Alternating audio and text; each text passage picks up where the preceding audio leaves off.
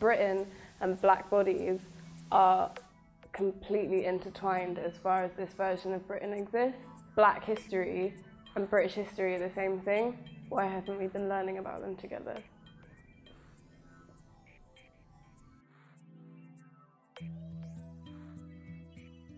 I went to school in London, Cambridge and Yorkshire. I went to school in Lambeth. Bath and Bristol. Bristol. Enfield.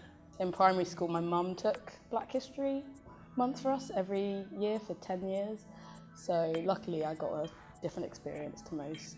I remember learning about slavery because I remember everyone in the class turning around to look at me. We looked at Rosa Parks, Martin Luther King.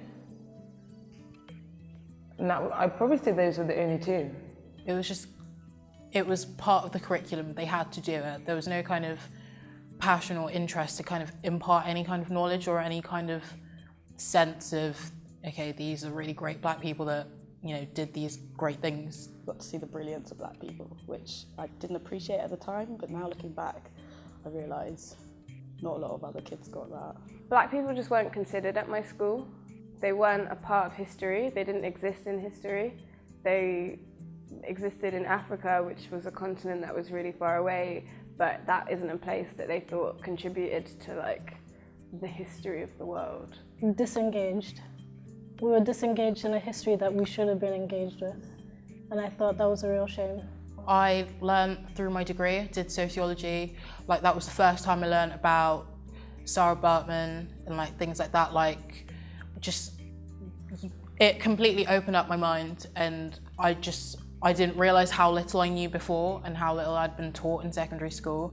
I feel like I've learned the most black history from African American media, which is mostly their history, and it is still mostly focused on the transatlantic slave trade, but at least it shows that black people kind of, they had a civil rights movement, they had their own agency, they did have a history. Through my own independent research and through guidance from my parents, I was able to really look at figures that, I don't know, weren't really, that no one talked about them, like Mary Seacole or Zora Neale Hurston, people like that who were so intrinsic to the struggle, but nothing.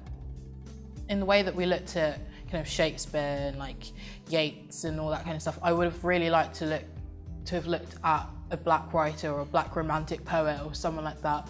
I can't even think of any names, like no names come to mind because they're just so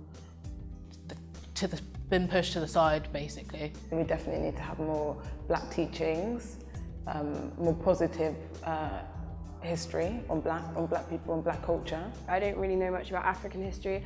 I don't even know about the history of what happened to all the black British slaves. That's not anything that's been taught to me, and it's not anything that has been put in front of me to learn about either. There's never been stuff on television about it or radio. There's not that many books that I've seen get really popular about topics outside of that.